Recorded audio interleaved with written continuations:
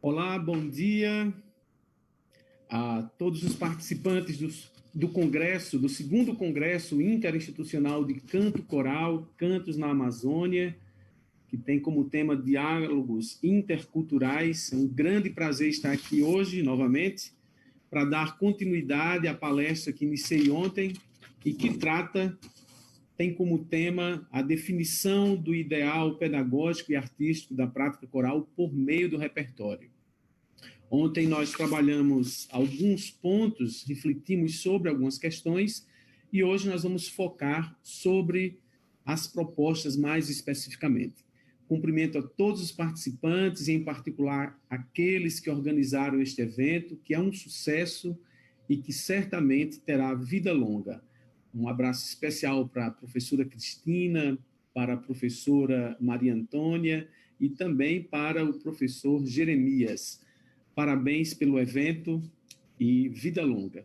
Então, nossa discussão hoje começa com uma pequena revisão do que nós vimos ontem. Peço que passe exatamente para essa lâmina, no qual eu apresento 4 títulos que citei ontem na minha exposição e que me ajudaram e que nos ajudam, de modo geral, a entender essa dimensão da definição dos ideais artísticos e pedagógicos da prática coral.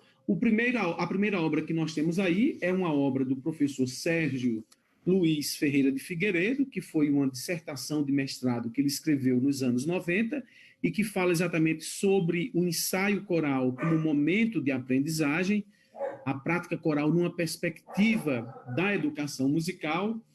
Temos também essa obra clássica do professor Steven de Moraes, que é exatamente falando sobre a construção da excelência coral por meio da aprendizagem do solfejo e da leitura à primeira vista no contexto da prática coral.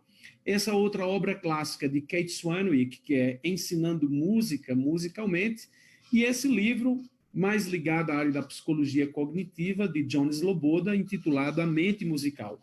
Em todas essas obras, nós vamos encontrar vastas reflexões que tratam exatamente sobre isso. Qual é o propósito da prática coral enquanto prática educativa e enquanto prática artística, né? O que é que nós podemos definir como meta e como ideais, digamos assim, dessa nossa atividade. Então, essas obras eu recomendo a todos aqueles que se interessam pela literatura coral, por essas práticas, pela consistência da prática coral de modo geral. Pode seguir. Nós também falamos ontem um pouco sobre a questão do repertório, né? Vimos que não importa se popular, se em uníssono, se a capela, se erudito, se polifônico ou acompanhado, esse repertório ele tem que ter uma qualidade, um potencial artístico e educativo muito grande. Não basta cantar qualquer música. É preciso que a escolha do repertório, como vocês já viram, inclusive, em outras discussões, sobretudo com o professor Ângelo Fernandes, que também discorreu sobre esse tema, esse repertório precisa ser selecionado de forma muito criteriosa, muito cuidadosa, né? Porque é ele a base de todo o direcionamento que eu vou dar ao meu coro e ao perfil e à sonoridade que esse grupo vai ter. Então, independentemente dessas categorizações, nós precisamos ser muito criteriosos. Pode seguir. Vimos também que, com relação à definição do ideal artístico, é preciso pensar isso tanto do ponto de vista musical quanto do ponto de vista vocal, e que toda essa construção da beleza para que essa experiência estética possa ser plena vai depender de uma série de fatores que são estruturais e que são básicos ao fazer musical, e que envolvem, por exemplo, a precisão rítmica, a afinação, a técnica vocal, a expressividade do cantar e do fazer musical. Então, todos esses elementos em conjunto, né, nos dão, digamos assim, nos levam a esse momento mais sublime ou a esse ideal artístico que nós almejamos. Pode seguir. Com relação ao ideal pedagógico, às nossas metas pedagógicas, nós vimos que a premissa básica para atingirmos tal patamar parte exatamente daquilo que é o princípio mais básico, que seria a aprendizagem do solfejo, seja ele por método fixo ou por método móvel, seja focando na questão intervalar, nos números, nas sílabas. O que nós queremos com a prática do solfejo é permitir que as pessoas desenvolvam esse ouvido interno, né? Essa capacidade de audiar. E aí eu coloco esse substantivo, a audiação, como sendo, digamos assim, uma tradução mais próxima para o português do termo que Gordon utiliza para definir audiation. Quer dizer, a audiação é essa capacidade de visualizar o som. Parece um pouco contraditório visualizar o som, né? Mas seria ouvir na sua cabeça um dó, ouvir um ré, ouvir um acorde maior, ouvir um acorde menor. Aquela estrutura de terça maior e quinta justa estão tão bem definidas conceitualmente e mentalmente que você consegue criar esses modelos internamente. Então, o solfejo, independentemente de qual abordagem você utilize, se fixo ou móvel, ele visa exatamente o desenvolvimento dessas estruturas. E aqui é interessante observar que há uma discussão muito grande entre esses dois tipos de métodos, né? Há quem advogue um em detrimento do outro, há quem prefira um ao outro, há quem diga que um é melhor do que o outro. Na verdade, não existe um método melhor do que o outro. Qualquer método, desde que se domine, se tenha conhecimento e se tenha vivenciado realmente de forma sistemática e com propriedade, ele será eficiente e os resultados serão atingidos. Uns mais rapidamente, outros de forma mais demorada. Então, é muito importante que o professor, que o regente, que o educador, ao adotar um desses dois métodos, ele adota exatamente porque conhece e porque sabe usá-lo de forma sistemática, de forma metódica, né? Como o próprio nome já diz. Então, essas brigas, essas discussões que às vezes a gente presencia no âmbito acadêmico, em determinados coros, ela é desnecessária, porque os métodos, eles são viáveis, eles são possíveis, desde que a gente siga e adeque e faça as adaptações necessárias para atingir os fins que nós queremos. Podemos seguir. Então, partindo dessa premissa, eu trago aqui para apresentar para vocês um exercício muito simples para o desenvolvimento da audiação e também para o desenvolvimento do solfejo. Então, por exemplo, eu não estou trabalhando ainda com figuras musicais, nem com pentagrama. Eu poderia utilizar a manossolfa codaliana, né? O dó, o ré, o mi, o fá, o sol, o lá, o ti e o dó. Eu poderia usar não necessariamente a manossolfa, mas usar apenas letras, como o Kodály faz. Posso usar sílabas, como nós temos aqui.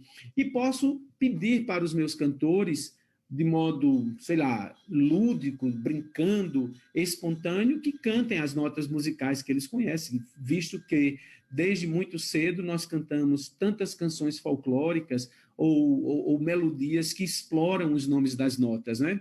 Então, eu posso estabelecer dó, dó, e posso pedir, sei lá, para o meu cantor, aqui já é um exercício mais avançado, é bem verdade, mas posso pedir, cante dó, ré, mi, ré, dó. Dó, ré, mi, ré, dó. Cante dó, dó. Pense ré, ré. Esse é o carro do gás que está passando. Não estamos afinados, mas ele vai sumir. Então, eu canto dó, dó. Penso em ré. Internamente, na minha mente, eu estou pensando ré. Dó, ré. Ou enquanto dó, penso em ré. E só vou para o ré na medida em que o ré estiver totalmente configurado em minha memória. Dó, ré, mi. E depois peço para o meu cantor ir brincando conforme está escrito. Eu posso também, por exemplo, antes de pedir que ele cante, dar o modelo e pedir que ele repita. Dó, mi, ré, ré, dó. Repita, por gentileza. Dó, mi, ré, ré, dó. Escute. Dó, mi, ré, mi, dó. Repita. E vou assim. Dó, ré, mi, fá, dó. E ele vai e repete. Então, essa é uma forma muito básica de trabalhar o conceito de solfejo, brincando, seja com nome de notas, seja com letras indicando notas, seja usando a manossolfa, não é? Enfim, a ideia é fazer com que o cantor internalize as alturas para que depois, à medida que a gente for avançando, ele possa, então, passar desse estágio mais sensorial, mais experimental, mais lúdico para uma racionalização maior, como a gente vai ver no próximo slide. Pode passar, por gentileza. Então, já nesse exemplo, nós temos um pentagrama sem clave, mas ele estabelece dois parâmetros, aliás, vários parâmetros, né? Primeiro, ele estabelece a velocidade que dá execução. Então, ele está dizendo que cada bolinha dessa pode ser executada tendo como base o metrônomo em 100. E ele diz, a letra D representa a nota Dó, e a nota Dó está na segunda linha.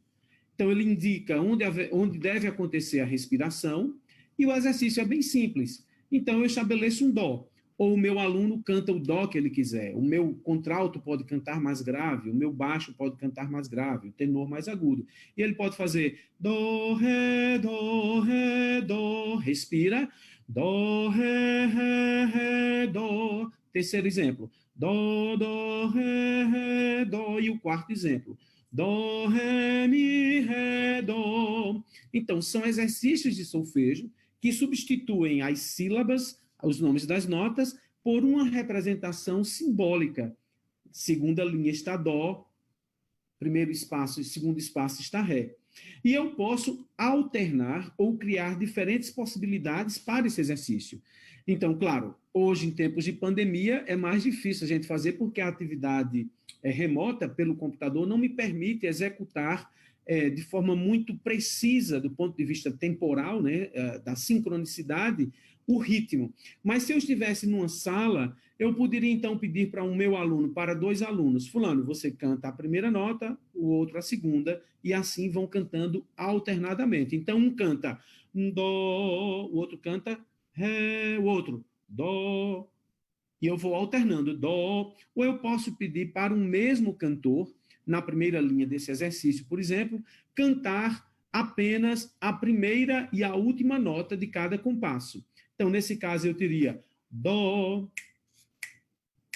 dó, dó, dó, dó, e assim sucessivamente. Posso também pedir para que eles cantem a primeira e a segunda nota de cada compasso. Dessa forma, dó, ré, dó, ré, dó, dó, ou a primeira e a terceira, ou a primeira e a quarta, ou a terceira e a quarta. As possibilidades são infinitas. E é interessante observar que esse dó, ele poderá mudar de posição na clave. Eu posso ter outros exercícios, por exemplo, no qual a letra D, simbolizando o dó, esteja na primeira linha, esteja na terceira, esteja na quarta. Isso me dará, então, uma mobilidade de claves, né? Eu não criarei aquele trauma. É clave de dó, é clave de fá, é clave de sol, né? E para quem é adepto do sistema móvel, eu sou um adepto do sistema móvel, então isso também me permitiria cantar em qualquer tom, transpondo sem nenhum problema. Então, esses exercícios preparatórios vão me levar à construção do sentido musical, né? Ou dessa alfabetização primeira. Podemos passar para a próxima linha, para a próxima slide. Então, no próximo slide, eu já tenho uma outra estruturação. Eu já posso trabalhar aí o conceito de compasso. Veja que ele representa o conceito de compasso com um 2 e uma semínima. Então, ele está dizendo que entre cada compasso existem duas semínimas. Não é? Ele usa a barra de compasso, ele define o tempo e ele vai fazer agora o solfejo já com o ritmo estabelecido. E se vocês observarem, há uma numeração embaixo. Claro, esse é um método norte-americano e ele está usando o one and, two and, para dizer que esse pulso básico ele é dividido por 2, que eu poderia usar em português como sendo 1 e 2 e 1, ok? E aí ele associa agora ao aspecto rítmico um aspecto melódico. Então, eu estabeleço o meu dó, qualquer dó é dó, qualquer nota pode ser dó, né? Então, dó, e lá vou eu, 1 e 2 e dó, dó, ré, ré, mi, dó, dó, dó, dó, ré, dó. Então, num simples exercício de solfejo, eu também não estou trabalhando com claves, mas eu já posso trabalhar a ideia da relatividade das frequências. No sistema móvel, essa é a premissa. Quem é tônica? Quem é a base, né? E aqui, nesse caso, eu vou associar ainda uma outra experiência muito comum nos sistemas de solfejo norte-americano, que é o count and sing, contar e cantar. Então, eu posso fazer 1 e 2 e 1 e 2 e 1 e 2 e 1 e 2 e 1 e 2 e 1 e 2 e... Então, desse modo, eu tenho a precisão rítmica necessária. É claro que ao acrescentar e acrescentar outras sílabas, eu crio um ritmo que não está escrito, mas eu internalizo a subdivisão do pulso.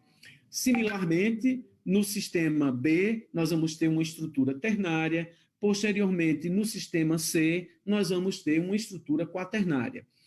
Eu posso, então, fazer desse solfejo já uma experiência musical.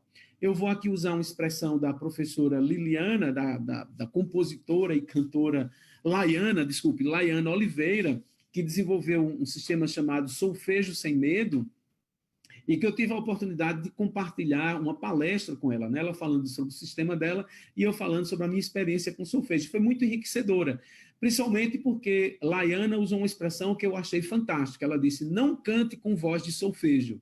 Quer dizer, voz de solfejo é aquela voz que os alunos, os meus alunos de percepção, ou os meus alunos de canto coral 1, 2, 3 e 4 na universidade, querem cantar no início da aula, né? Dó, dó, ré, ré, mi. Uma voz sem direção, uma voz sem legato, uma voz sem técnica, uma voz sem sentido musical.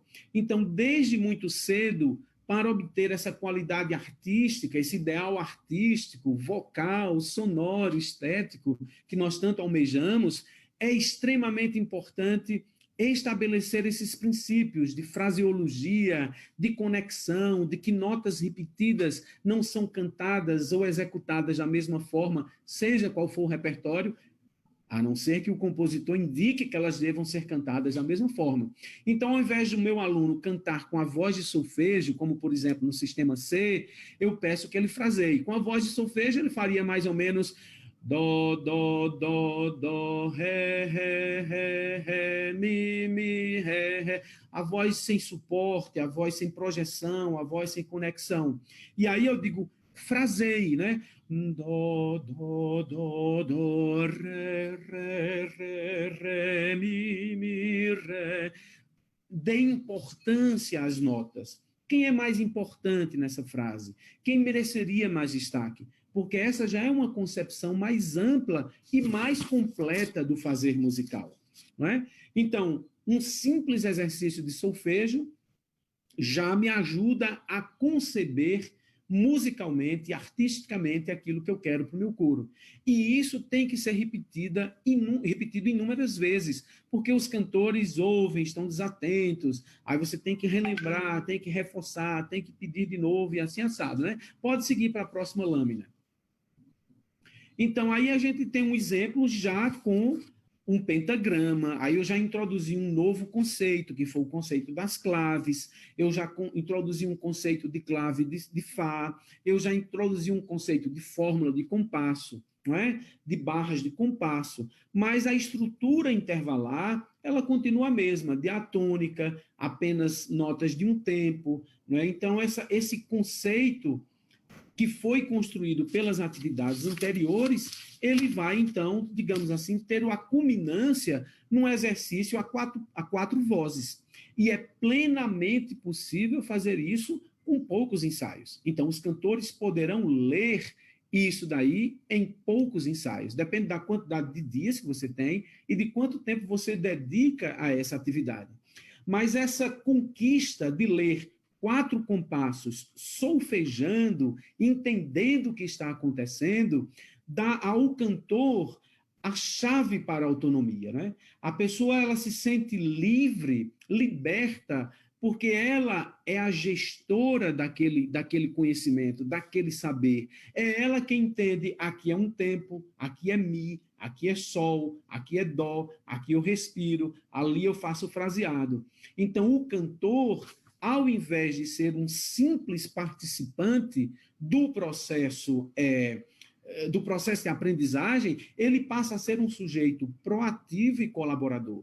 Então, nós saímos de uma atitude da passividade para a proatividade. E o cantor se sente parte integrante, porque eu não preciso repetir o contralto 830 vezes para o contralto aprender, ou o baixo, ou o tenor.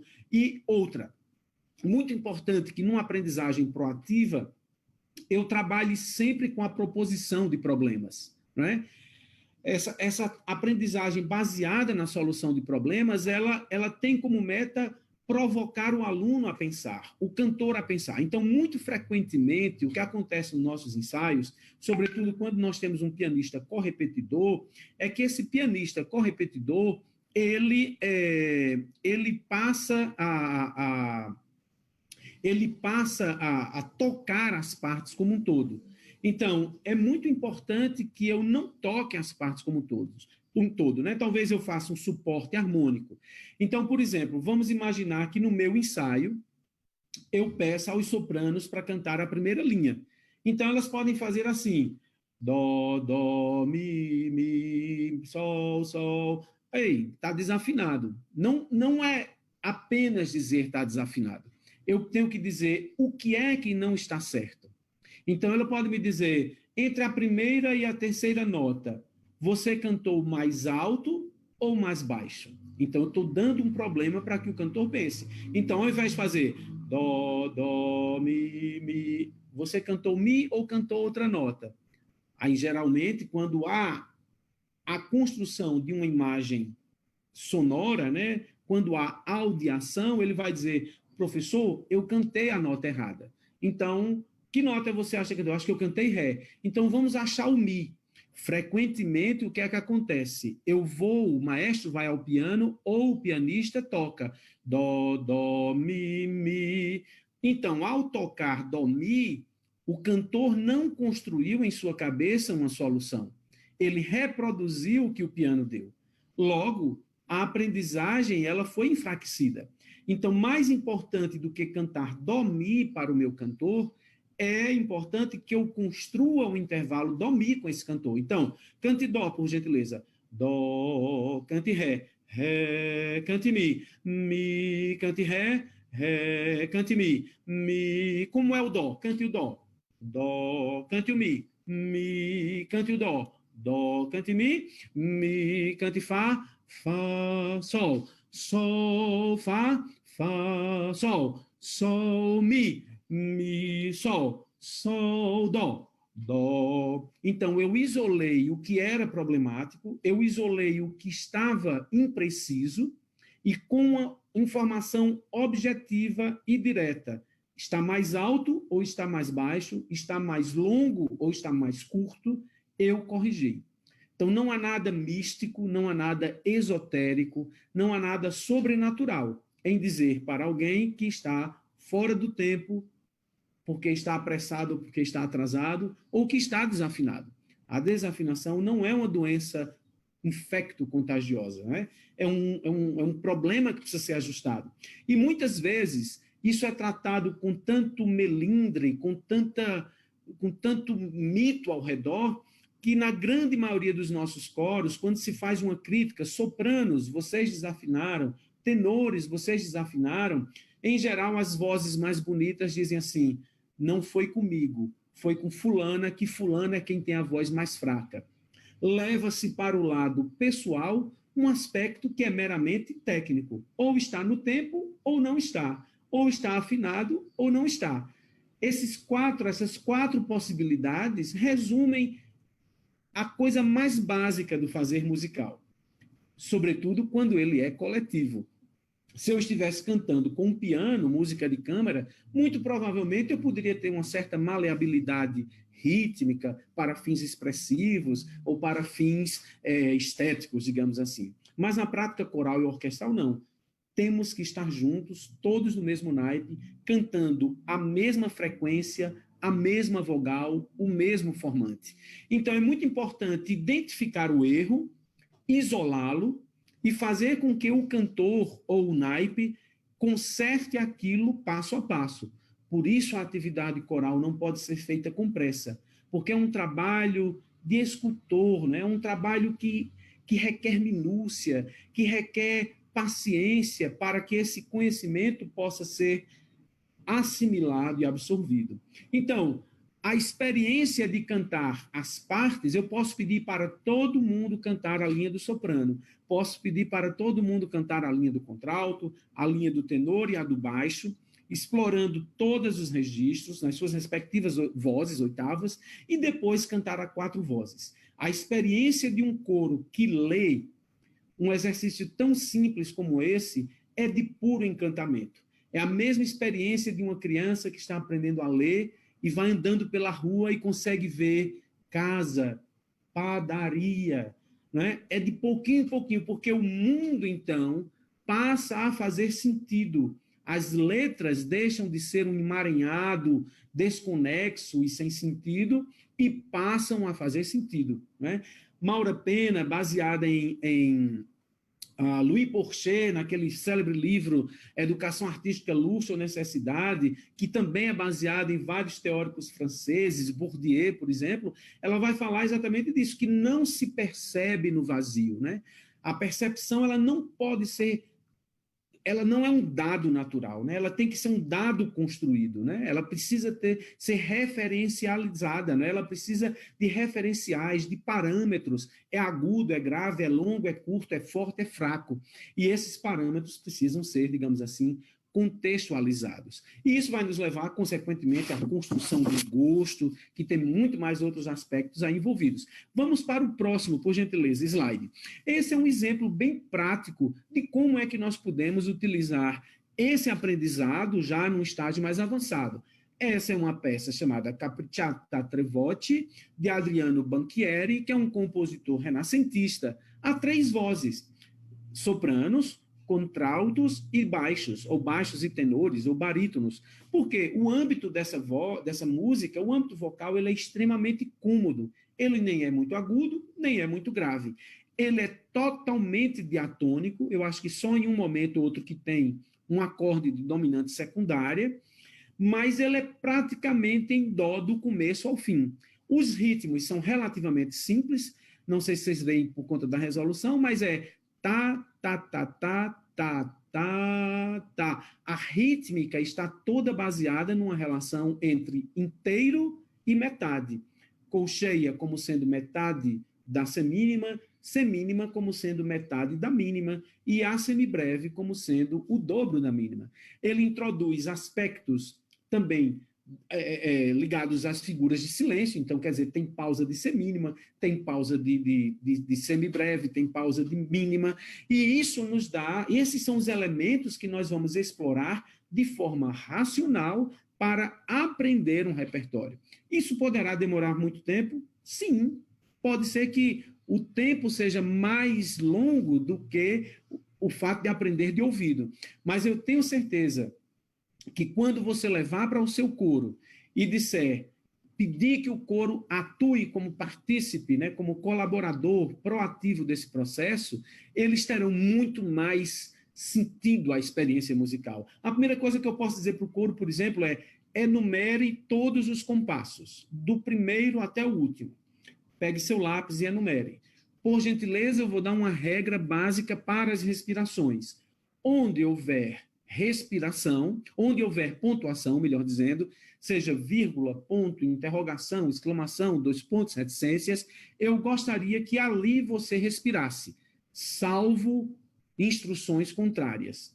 Então, por gentileza, marque as partituras e enumere os compassos. Essa tarefa deverá ser feita em 2 minutos, em 1 minuto, em 10 minutos. Na próxima aula eu quero ver. E eu começo a aula cobrando exatamente aquilo que eu passei.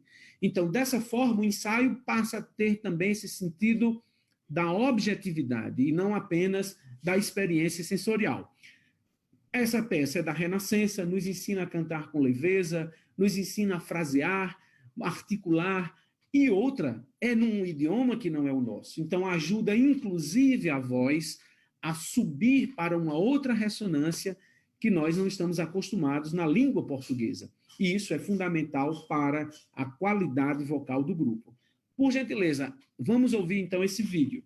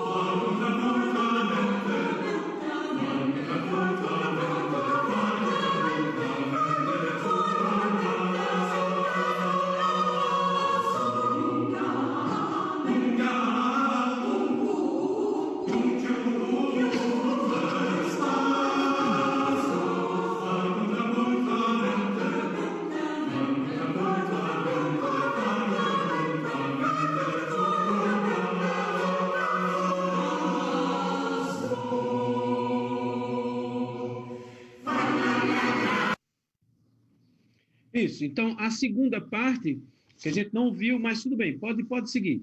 A segunda parte seria o famoso fala lá, lá, lá, lá, lá, lá, lá, lá, que é imitando os sons dos bichos, né?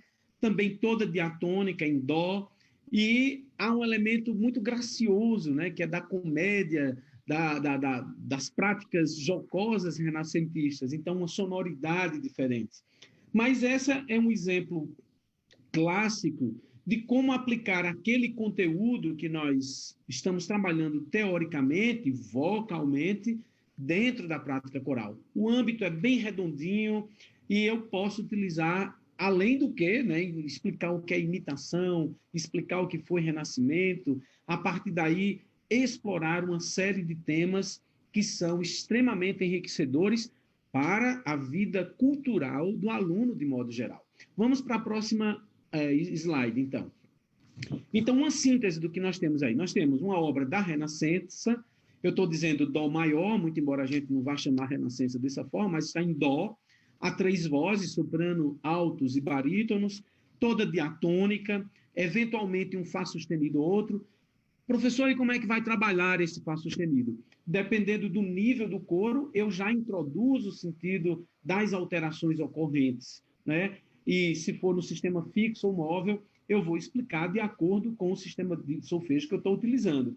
Se não há ainda maturidade para compreender, eu posso dizer, nesse compasso, cantem du-du-du, esqueça o solfejo, reproduza como eu estou fazendo. Isso mostra que eu estou fugindo da minha regra? Não. Isso mostra que eu estou fazendo um ajuste para atingir o meu ideal. Daqui a 2 ou 3 meses eu posso voltar para esse repertório e reexplicar o que de fato está acontecendo com ele ali. E é um repertório a capela, muito importante para a construção da sonoridade coral, muito importante para a construção da afinação coral e dessa identidade vocal que todo grupo deve ter. Vou mostrar um outro exemplo que está no próximo slide. Essa é uma peça que eu escrevi em 2006 para os meus filhos, Vinícius e Sofia, quando eles estudavam. A escola propôs uma atividade com movimento e eu, então, resolvi juntar a atividade da escola com atividade musical.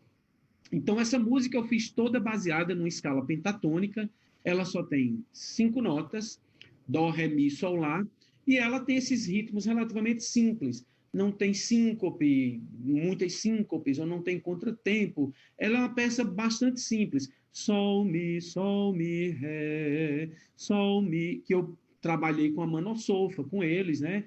E depois colocamos o ritmo. Sol, mi, lá. E aqui é engraçado porque eu fiz estica para cá, o K sendo grave, e estica para lá, o Lá sendo a nota Lá aguda, né? Mi, sol, mi, ré, mi, sol, mi, lá, dó, lá, sol, lá, mi, ré, dó, mi, ré, dó, lá, sol. E depois eu vou utilizar ritmos que estão associados ao ritmo da palavra. Pula, pula, pula, corre, corre, corre, dança, dança, dança, vira, mexe, se sacode, bate com os pés, e aí bate os pés, e também com as mãos, gira, gira, gira, enquanto canta este refrão.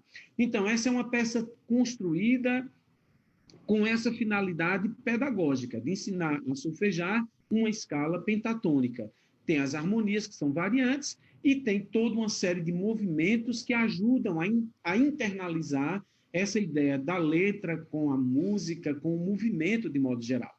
Então, essa peça eu escrevi em 2006, cantou-se bastante, na época eu morava em Teresina, cantou-se muito na escola do meu filho, e hoje ela está aí afora. A gente vai ver o próximo vídeo com um dos coros do Instituto Bacarelli cantando essa peça sob a direção da professora Juliana Meleiro. Pode passar para o vídeo.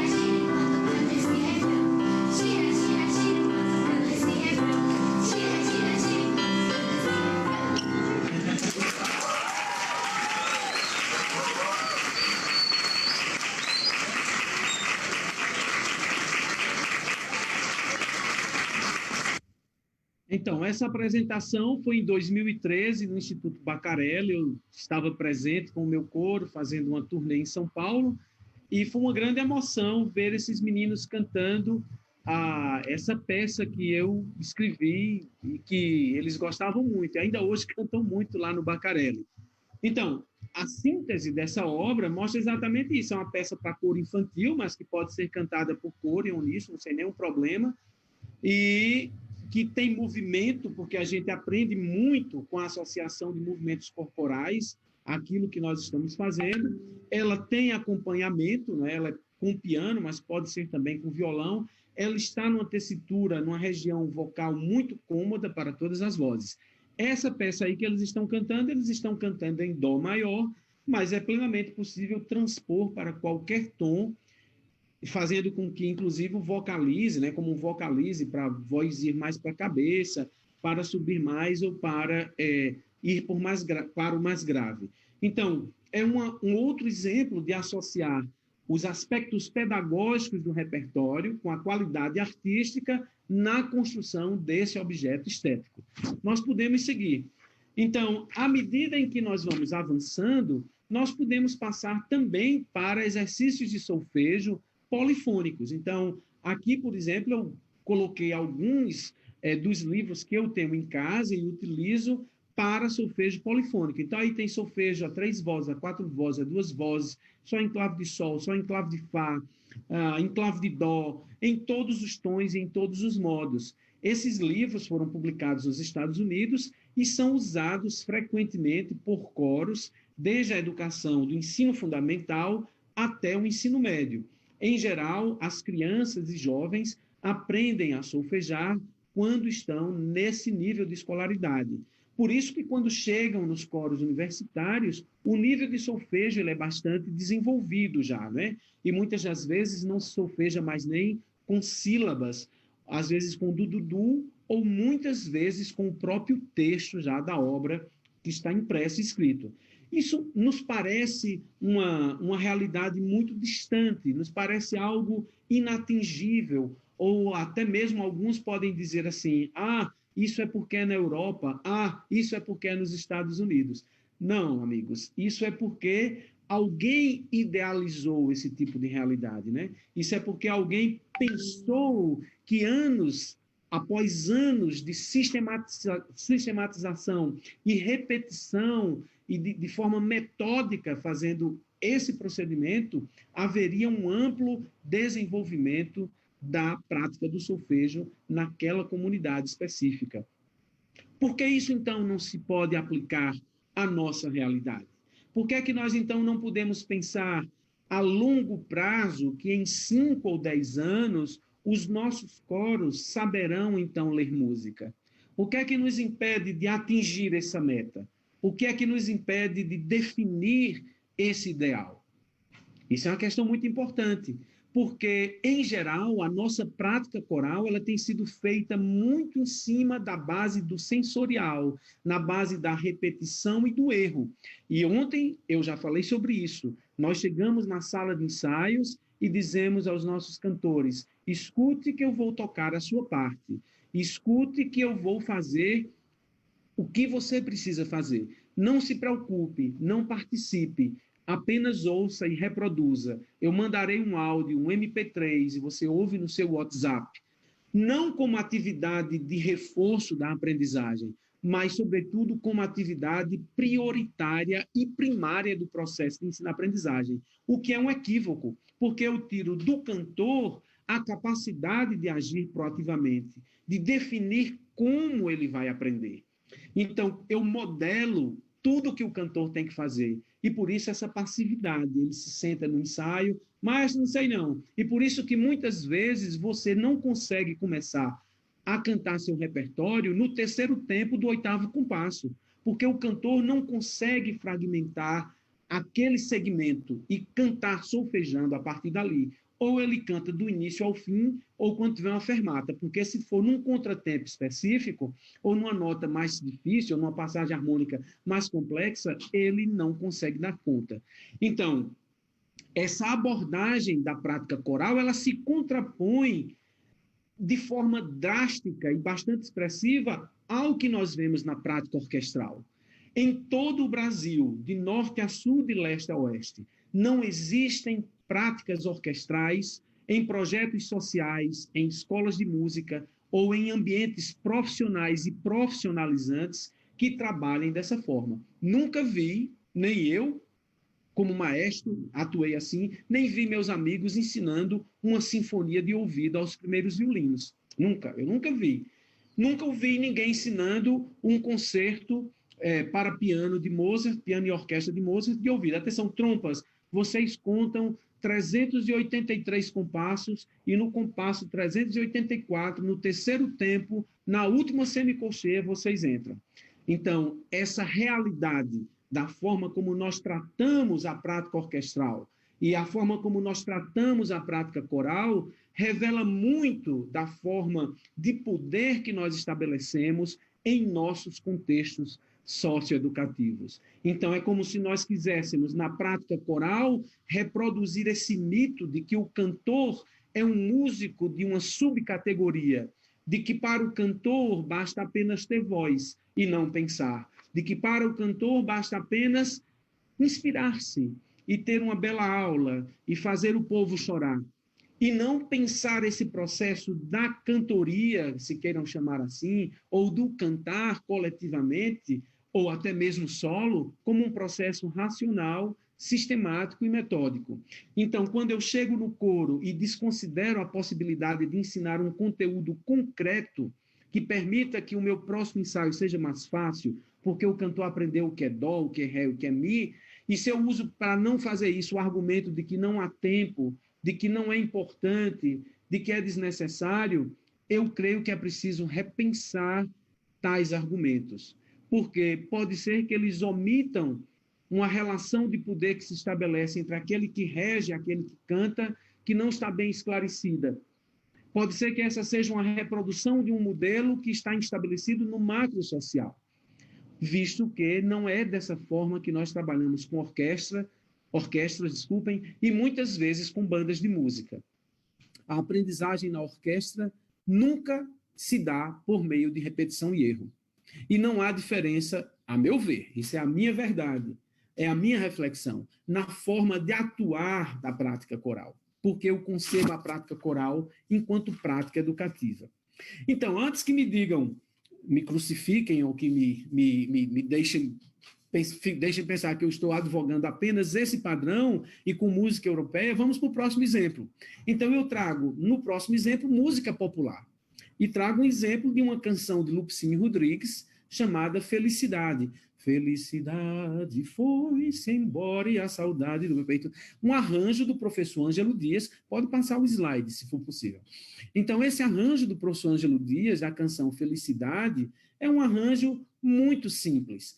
Não estou dizendo que ele é feio, nem que ele é fraco. Ele é um arranjo muito simples e muito belo, porque ele combina elementos do contraponto imitativo, elementos da homofonia, tem passagens a 4 vozes, tem passagens a 2 vozes, é possível fazê-lo a capela, assim como com outros instrumentos, uma sanfona, um bandolim, um clarinete, intercalando, sei lá, com o Luar do Sertão, de Catulo da Paixão Cearense, ou coisas desse tipo, né? E aqui também nós vamos ter que conteúdos musicais para trabalhar? Inteiro e metade, semínima, mínima e colcheia, contratempo e notas pontuadas. Fundamentalmente, esse arranjo ele é todo diatônico, muito por grau conjunto, alguns saltos eventuais e uma peça extremamente fácil de ser aprendida por meio do solfejo. Além do que, uma música da mais alta qualidade literária e musical, um resgate da obra de Lupicínio Rodrigues, que foi um grande nome da música brasileira. E aqui nessa peça é interessante porque ele diz: o pensamento parece uma coisa à toa, mas como é que a gente voa quando começa a pensar? E isso também já nos dá uma dica dessa nossa ação libertadora na prática coral, né? Mas como é que a gente expande os horizontes? Mas como é que a gente define os nossos ideais quando a gente começa a pensar, a refletir. Pode seguir para o próximo. E à medida, então, que eu vou superando esse domínio no tom de dó, no modo maior, eu vou acrescentando, então, as alterações, os sustenidos, os bemóis, as alterações ocorrentes, os dobrados sustenidos, os dobrados bemóis, de modo que esse conteúdo ele vai sendo construído gradualmente de forma que eu possa dar o conteúdo e avaliar a absorção daquele conteúdo. Aí o próximo slide mostra exatamente uma música que já combina esses elementos. Eu tenho uma melodia principal no soprano, é o arranjo de Lua, Lua, Lua, música de Caetano Veloso, nesse célebre arranjo de Marcos Leite, que foi um grande nome da música coral brasileira, e escreveu esse arranjo que ainda hoje se canta e que é uma maravilha de ser feito. Então você vai observar a melodia principal que está na linha do soprano como sendo uma linha diatônica com saltos eventuais, uma rítmica relativamente simples, sem grandes complexidades de síncope, de contratempo, não é?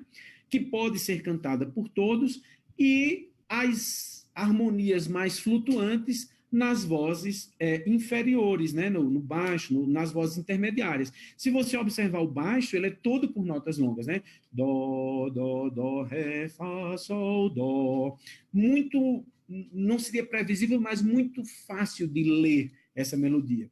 Tenor e contralto, por sua vez, já aparecem com esses elementos das alterações ocorrentes. O Fá sustenido, o Mi bemol, que dependendo do método que eu use, se fixo ou móvel, eu vou, então, tratar da forma mais adequada. Então, essa é uma forma que eu tenho de introduzir esses elementos novos. Assim como cantar em Fá maior, cantar em Sol maior, eu posso ir acrescentando, se eu usar o sistema móvel ou fixo, gradualmente. Então, cantamos 2 músicas em Dó, agora vamos cantar 2 músicas em Fá, uma em Sol, uma em Ré, uma em Mi bemol. Eu vou acrescentando o repertório também de acordo com, digamos lá, o ciclo das quintas, né? Vamos seguir para ver um outro exemplo maravilhoso. Esse é o coral São Vicente a Capela, da professora Patrícia Costa, que canta já essa peça há muito tempo. Patrícia trabalhou com Marcos Leite, e esse coro de Patrícia é um outro exemplo que eu acho muito importante de destacar, porque esse é um coro de escola, né? É um coro de escola que tem ensino fundamental e médio, e que tem vários coros. Eu acho que eles têm 8 coros. Então, muitas vezes, a gente que ensina na licenciatura encontra os alunos dizendo: professor, não dá para fazer nada, a escola não quer fazer. Então, assim, às vezes é mais fácil focar no problema, né? Ontem eu falei sobre isso. Então, não é focar no problema, é focar na solução. E ontem também eu conversei com Patrícia e ela, assim, é uma apaixonada pelo que ela faz. E aí ela disse: olha, eu nunca fui lá no início pedir aumento de salário, eu fui pedir um pianista para me acompanhar, eu fui pedir fulano para fazer um trabalho comigo, o que mostra uma estratégia também de sedução para a escola muito importante. Então, esse é um coro de escola, é um ideal que pode ser perseguido, é um ideal que pode ser definido como meta a ser atingida, né? Vamos ouvir, eles estão aqui se apresentando em Viena, isso foi acho que o ano passado, onde eles obtiveram uma premiação, e é um coro de jovens, né? Tem criança, é infanto-juvenil, é um coro jovem, como ela chama, tem já alunos que saíram da escola, mas que estão na mesma faixa etária. Vamos ver um pouquinho desse arranjo lindo de Lua, Lua, Lua.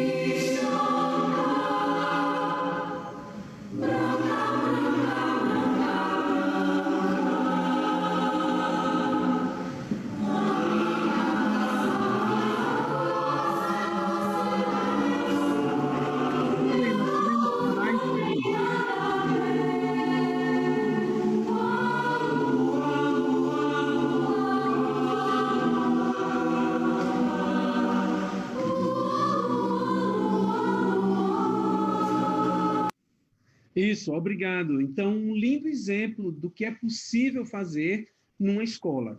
E aí a gente vai pensar sempre na construção desse ideal pedagógico e artístico como um conjunto de variedades, de estilos, de períodos, de idiomas, de compositores, de obras novas e do repertório standard que nós temos, né?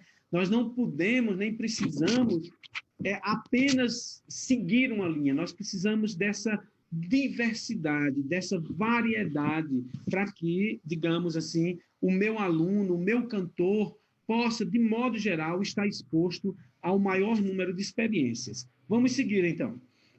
E aí, uma das possibilidades que eu acho que é importante a gente pensar é como a gente estrutura o nosso ensaio, né?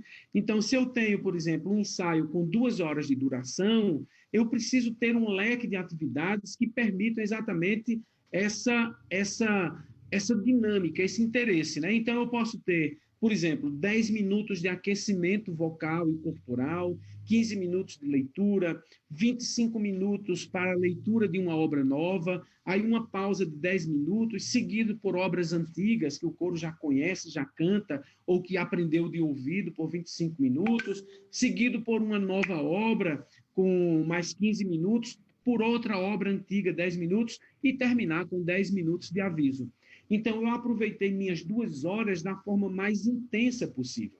E quando eu digo uma nova obra, eu não estou dizendo ler do começo ao fim. Eu posso escolher a primeira sessão e depois escolher a última sessão. O mais importante é que o seu ensaio seja planejado, porque é ele que vai levar você à consecução dos seus objetivos. Podemos seguir, então. E, consequentemente, a construção do conhecimento. O conhecimento ele vai ser fruto, então, de quê? Dessa sistematicidade com a qual você aborda os conteúdos, desta forma lógica e racional e metódica com qual você trata o conhecimento musical. E aqui eu estou falando stricto sensu, né? Conhecimento musical, aprender a solfejar, aprender a cantar com técnica vocal para esse tipo de repertório que a gente está fazendo. Então, é repetição, é retorno, é a criação dos hábitos, como defende Sloboda, que é um dos grandes nomes da psicologia cognitiva. É essa conexão com o repertório, com os exercícios e com a técnica. A aula de teoria não pode ser dissociada do repertório que está sendo produzido. O exercício de técnica, que tão bem falou o professor Ângelo Fernandes, esse aquecimento vocal ele não pode ser dissociado do som que o coro vai produzir logo em seguida, quando começar a trabalhar num repertório específico, né? Então, a técnica vocal ela tem que ser concebida nessa sua totalidade para que essa experiência conteudística e também corpórea, digamos assim, possam gerar esse conhecimento.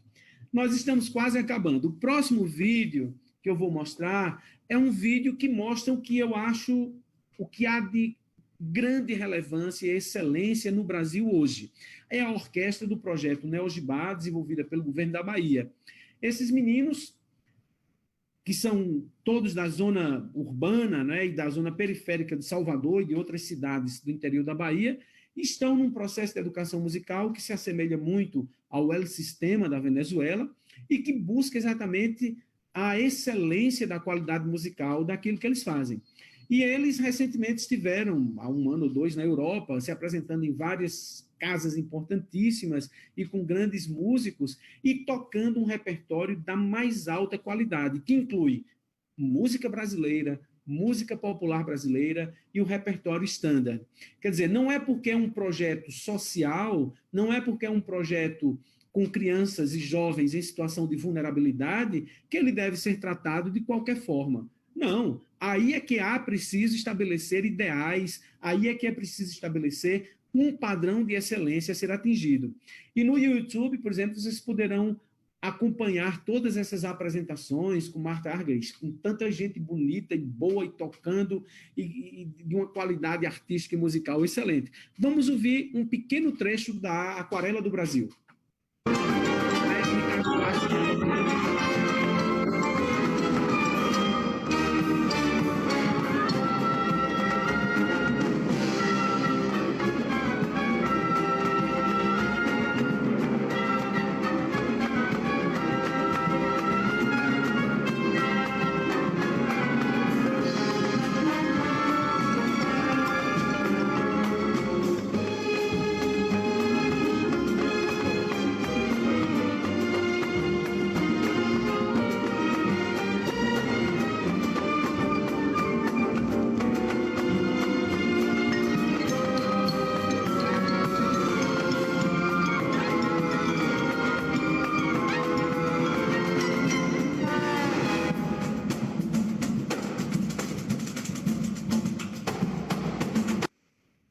Então, aconselho todo mundo visitar o YouTube Neo Gibá para ver a qualidade e a excelência desse trabalho. Não é porque criança, jovem, vulnerabilidade que tem que ver com esse olhar. Não, tem que estar no tempo, afinado, com técnica, com expressão, tem que ser bonito. E aí eu vou resgatar, para concluir, aquilo que falei ontem, né? Com o livro de Carolina Maria de Jesus, né? Que é essa escritora que está aí, que escreveu o livro Quarto de Despejo, nos anos 50, e que fala exatamente disso. Pode colocar todo o slide. Ela vai exatamente falar disso, né? Ela diz, no livro, ontem eu comecei minha reflexão falando disso, né? Que o cara, ela encontra ela lendo, e um morador da favela diz assim: eu nunca vi uma preta gostar tanto de livros como você. E aí ela responde dizendo: todos têm um ideal. O meu é gostar de ler. E eu vou escrever um livro, né? E eu vou contar minha história nesse livro.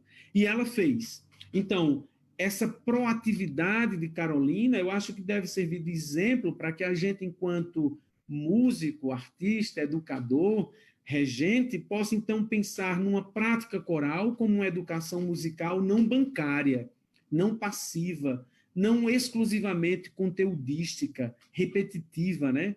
Que a gente possa, então, trabalhar na perspectiva de ter cantores alfabetizados e letrados, cantores que entendam o código e entendam a função social desse código, né? Cantores que possam ter autonomia, possam estar empoderados e sejam emancipados, não só cantores, como também o cidadão de modo geral. Eu gostaria, então, de agradecer, mais uma vez, apresento aí meus contatos, aqueles que desejarem aprofundar as questões, fazer perguntas. Eu estou nas redes sociais também, meu e-mail, eu estou na Universidade Federal de Campina Grande, aqui no estado da Paraíba, e também na Universidade Federal da Paraíba, em João Pessoa, colaborando com o programa de pós-graduação em música. Eu fico à disposição para as perguntas, parece que tem uma aqui ou duas. Vamos ver aqui se eu acho. Então, a professora Antônia Jimenez pergunta onde pode encontrar aqueles livros de solfejo. Esses livros de solfejo, eles estão à venda em sites de música, na JW Pepper. Eu posso mandar depois para vocês todo esse material, mas aí eu iria provocar de outra forma, né? Eu acho que essa atividade da criação de exercícios polifônicos poderia ser uma atividade desenvolvida conjuntamente com os professores de harmonia, contraponto e composição dos nossos cursos de música. Ora, uma das atividades seria propor aos alunos de harmonia 1, 2, 3 ou 4 que escrevessem pequenos corais a 4 vozes, em 8 compassos, no estilo barroco, por exemplo, usando só tríades maiores e menores. Depois, tríades maiores, menores e com sétimas, com dominantes secundárias, com sétimas maiores. Enfim, é um trabalho que pode ser realizado com uma parceria com os professores de harmonia e contraponto. É um desafio, né? É uma provocação. Assim como nós poderíamos pedir aos compositores, aos professores de composição dos nossos cursos, que se empenhassem, talvez, em desenvolver métodos nessa área. Mas eu posso enviar para vocês uma bibliografia e vocês podem colocar, talvez, a bibliografia na descrição do vídeo a posteriori. A professora Cristina também pede essa indicação bibliográfica dos livros de solfejo, eu posso mandar, sim, sem nenhum problema para vocês. Eu creio que é isso. Se tiver mais alguma pergunta, eu estou à disposição. Se não, eu creio que a gente cumpriu o que tinha que cumprir.